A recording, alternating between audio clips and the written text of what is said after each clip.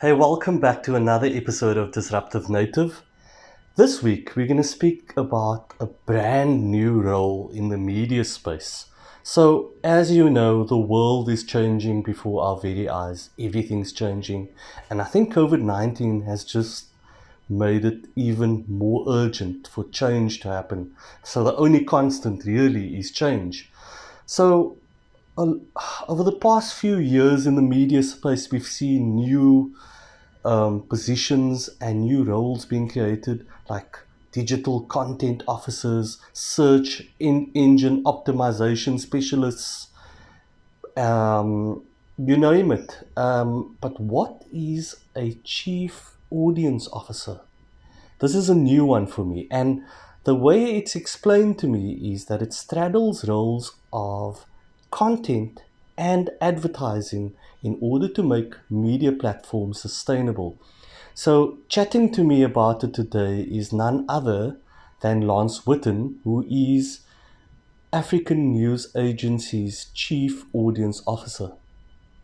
It's quite interesting if you consider the way world media, global media is going, right? Because in the past, content dealt with content, commercial dealt with commercial. So your ad executives would sell advertising to appear in print or online or on radio or on TV, and the content people, the editorial people, would just be responsible for churning out content.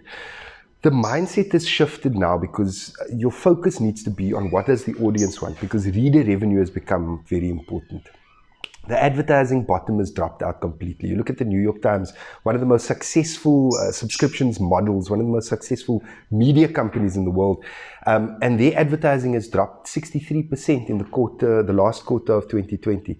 But at the same time, they increased the number of subscribers, the number of digital subscribers to their products by 720,000 new subscriptions. So a chief audience officer's role is really to focus on that conversion of readers who are casual readers, converting them to loyal readers, and from loyal readers to paying subscribers, and straddling that line between editorial and commercial.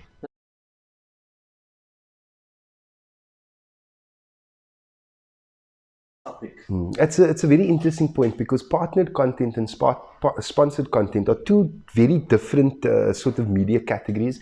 And what you need to be very clear about because what's great about the role that I'm in at the moment, right, is that I am an editorial person. I have 20 years of editorial experience across all media.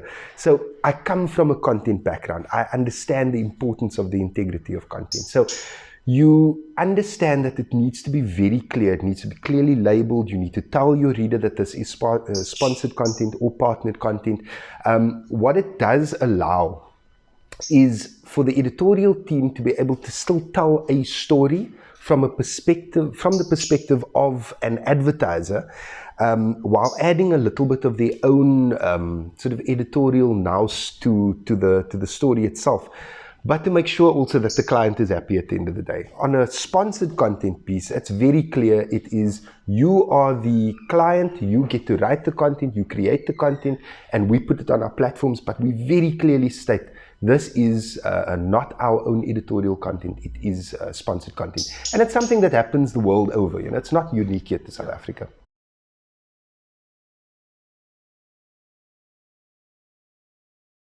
In terms of attracting new audiences, right, there's only so much a human can do, right? And globally, this is the standard. So you've got the discoverability aspect, right? The discoverability is putting your content in front of audiences, potential audiences, and attracting new audiences. That's all a social media person's role. So I have a social media team whose job it is to make sure that our content gets seen and engaged with on social media platforms. The other aspect is the Google aspect. It's the search engine aspect, the search engine optimization. So SEO, I've got an SEO team that looks at that. And that is split into sort of two parts. There's the human aspect as well. So when a writer is creating content, are the tags there? Are the meta keywords there? Is the content written in such a way that a search engine can see it easily? And then the other side of that is the technical aspect of it. So there's the technical background and what happens in the back end to make sure that your page ranks highly with a search engine. So it's all about the design of that. And then the third aspect is UX, it's user experience. So attracting new users through beautifully crafted websites that work well, that reduce friction, so that if I'm asking you to register, it's not a long, complicated process that you have to fill in 5 fields. It's literally just, here's my email address, I'm now registered. And that way, I am able to, because now I have at least some way of tracking you, I'm able to serve you up content that you are more likely to click on, more likely to engage with. And thus, you know the habit. Exactly, because I know the habit. So when it comes to attracting new audiences and attracting new readers, that's exactly how it's the discoverability aspect, the SEO aspect, and the UX aspect that all work together to bring your readers in.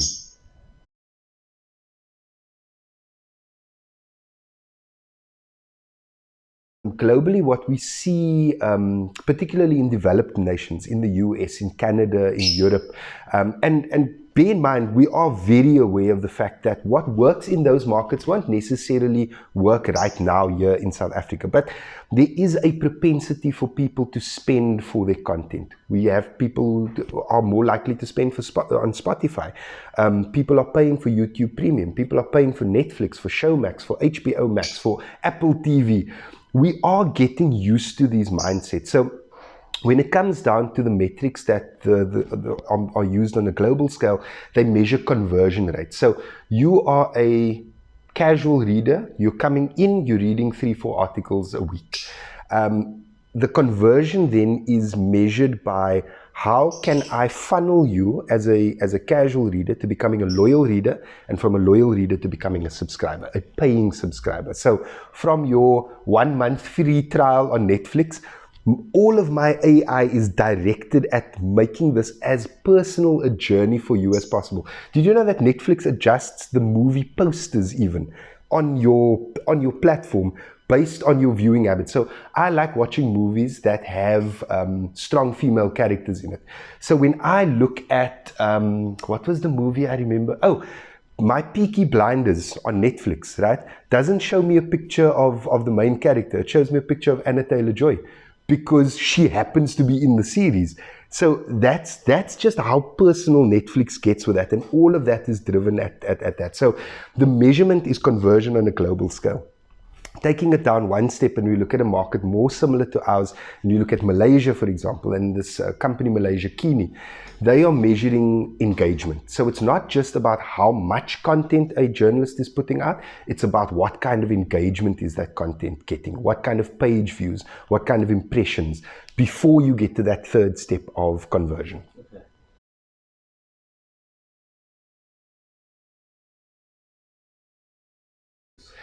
So it's interesting because it's still quite fresh to a number of retailers, right?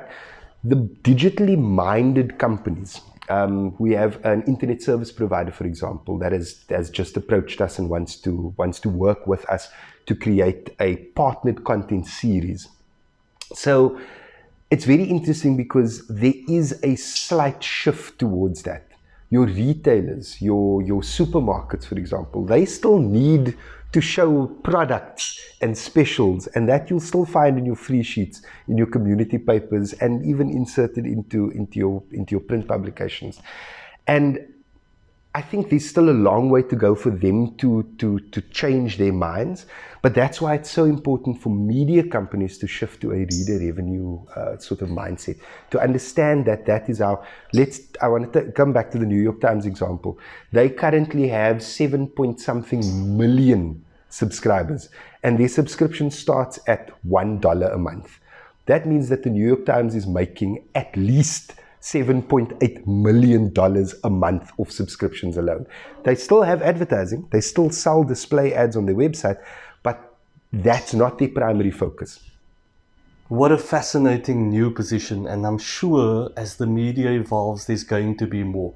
For more content like this, visit loudhousemedia.co.za or check out our YouTube channel, like it and subscribe.